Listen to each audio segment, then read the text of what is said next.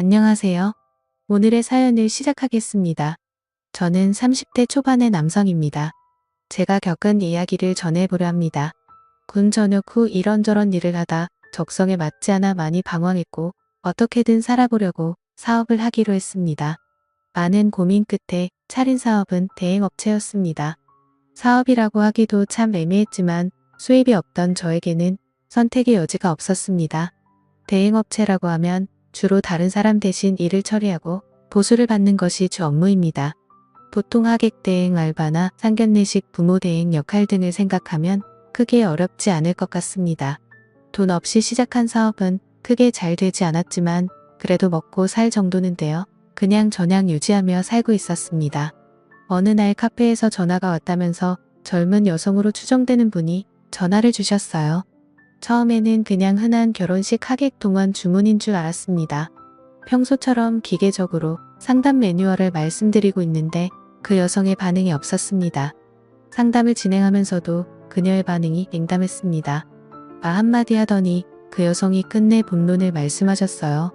아이에게 아빠 역할을 대신해줄 사람이 필요한데 이런 것도 가능하신가요? 처음에는 이상한 요청이라 생각했지만 결국 가능하다고 했습니다. 이런저런 정보와 예약을 잡고 누구를 보낼지 고민했습니다. 결국 제 나이도 적절했고 평일이라 예약도 없기에 직접 가기로 했습니다. 하지만 이런 아빠 대행은 처음이라 무엇을 해야 할지 고민이 많았습니다. 조금 이상한 감이 들었고요. 보통 아빠 대행은 애비가 없어 보이지 않기 위해나 당사자인 아이에게 아빠인 척 해달라는 경우가 많지 않습니다. 유치원 행사나 운동회에 불려가는 경우를 몇 번 봤었지만 이런 경우는 처음이었습니다. 애를 단순히 놀아주면 되는 일이라 생각했지만 어떤 상황이 나올지 많은 생각이 들었습니다. 사실 돌이켜보면 거절했어야 했던 것 같습니다. 약속 당일 그 여성은 집으로 와달라고 했습니다. 집에서 만나는 것은 찝찝했지만 우리 일은 항상 찝찝한 일이라는 것을 알고 있었고 그래서 그녀의 집으로 향했습니다. 집에 도착해 벨을 누르고 기다리니 모녀가 커플룩으로 흰 원피스를 입고 저를 맞이하더군요. 아이는 대략 5살쯤 되어 보였고 아이의 엄마는 저보다 3살 어린 여성분이셨습니다. 처음 보는 아저씨가 등장하자 아이는 뒷걸음질을 하며 엄마 뒤로 숨더군요. 그럴 만도 했습니다. 그러자 그 여성분이 말씀하셨습니다. 영미야 아빠잖아. 사진이랑 똑같지. 인사해야지. 뭐해? 아이는 그래도 많이 부끄러워하며 엄마 뒤에서 몸을 감추며 얼굴을 붉혔습니다. 그러자 갑자기 그 여성이 저에게 고생했다며 호응을 하였습니다.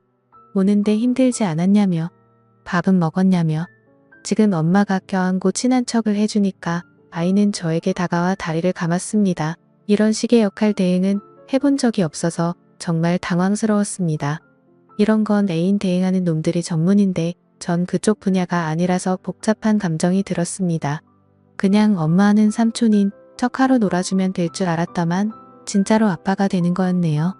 이 여자도 대책 없는 게 내가 누구일 줄 알고 애랑 단둘이는 집에 들여서 아빠 행세를 하란 건지 여자 나이가 30의 얼굴도 몸매도 상당했습니다.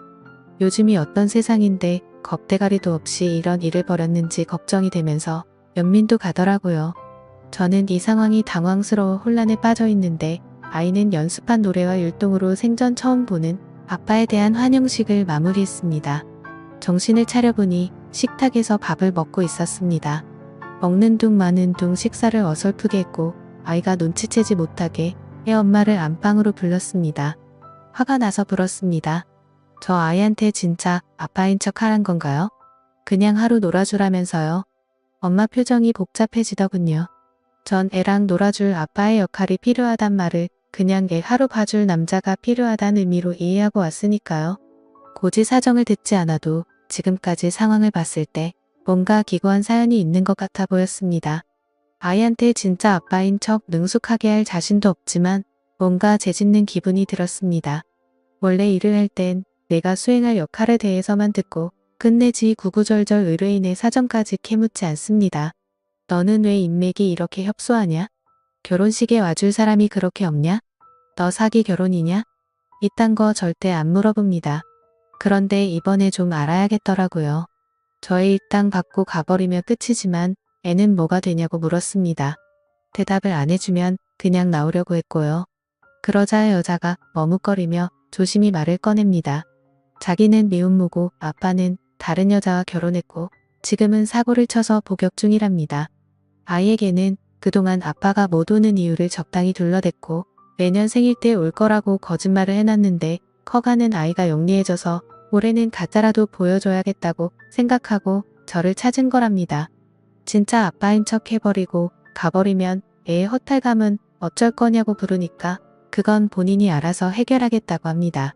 이 여자 답이 없네요. 지금이라도 가서 삼촌이라고 말하라고 했더니 그건 안 된다고 합니다. 사실 제 생각에도 말이 안 되는 게 지금껏 아빠인 줄 알고 춤추고 노래 부르고 뽀뽀하고 다 했는데 밥 먹고 나니 짠 하는 삼촌이지롱 하면 아이를 농락하는 것도 아니고 차마 저도 그렇게까지 못하겠더라고요. 어휴 저도 답이 없네요. 일단 이 좁아터진 집에서 나가고 싶었습니다. 뭐랄까 숨통을 재는 기분이 들어 아이를 데리고 근처 공원으로 나갔는데 날이 너무 춥습니다. 이 아이와 어디를 가야 할지 어디에 있어야 할지 정말 못 찾겠더라고요. 어쩔 수 없이 집으로 돌아올 수밖에 없었습니다. 집에 돌아와 아이와 간단히 놀아줬습니다. 남자 없는 집에서 엄마랑 단둘이 살아서 그런 건지 아님 아직 어려서 그런 건지 친아빠와 전혀 안 닮았는데 저를 아빠로 철석같이 믿고 나왔습니다. 어느 싸구려 사진관에서 합상했는지 거친 포샵의 흔적이 역력한 100일 가족 사진 들고 와서는 아빠 사진이라는데 뜨끔하다가 안쓰러워집니다. 머리엔 수만 가지 생각들이 듭니다.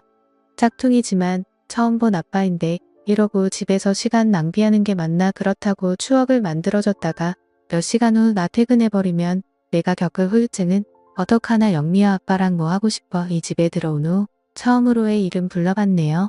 뭐 대충 외식하자 놀이동산 장난감 뭐 사달라 모범 답안을 몇 개 예상했습니다. 그런데 지방으로 뛰어들어가더니 퍼즐을 갖고 나와서 거실에 우르르 쏟네요. 퍼즐 맞추자고요. 이건 딱 봐도 초과급 무사이즈였습니다. 엄청나게 큰 퍼즐이 무려 3개네요. 아빠랑 맛있는 거나 먹으러 나가자고 아이를 회유했습니다만 꼭 퍼즐을 맞춰야겠답니다. 빨리 여길 벗어나고 싶은 마음뿐이었지만 어쩔 수 없이 묵묵히 퍼즐을 맞춰줬습니다. 백설공주가 반쯤 완성됐을 때 아이가 갑자기 발로 퍼즐을 차며 파토를 냅니다. 당황했지만 뭐 별 수 있겠습니까? 상냥하게 고객이 오케이 할 때까지 다시 퍼즐을 맞췄네요. 우여곡절 끝에 한 개의 퍼즐을 완성하고 두 번째 퍼즐을 거의 완성해갈 즈음 아빠 한 개씩 맞춰 라고 아이가 화를 냅니다. 내가 손에 가득 퍼즐을 쥐고 광속으로 퍼즐을 완성해가니까 퍼즐 조각을 빼앗아 가더니 제게 하나씩 건네줍니다.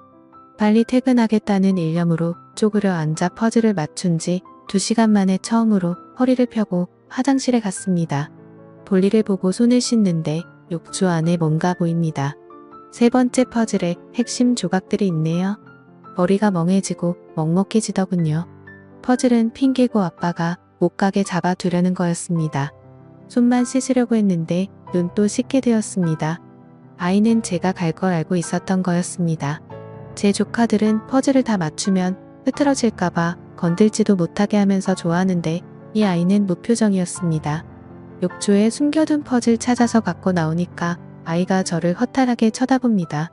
결국 모든 퍼즐을 맞췄고 저는 아이와 작별하게 되었습니다. 여자는 제게 연신 고맙다고 하더군요. 돌아가려 신발을 신는데 아이는 울었고 저도 눈가에 나오는 눈물을 닦아야 했습니다.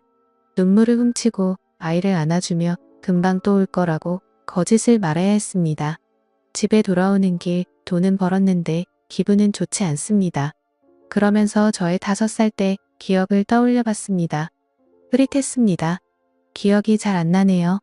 그 아이도 무럭무럭 다 커서 어린 날의 기억을 회상했을 때 저같이 흐릿한 기억이었으면 좋겠습니다. 복잡한 하루였습니다. 사실 그 아이의 엄마가 제 이상형과 닮아서 솔직히 약간 흔들린 것도 사실이네요. 저도 모르겠다 생각하고 그녀에게 연락을 한번 해보는 게 좋을까요? 아니면 그냥 여기서 적당히 끝내고 마무리하는 게 좋을까요? 여러분의 생각은 어떠신지 댓글 좀 부탁드려요. 재미있게 시청하셨다면 구독, 좋아요 부탁드립니다. 감사합니다.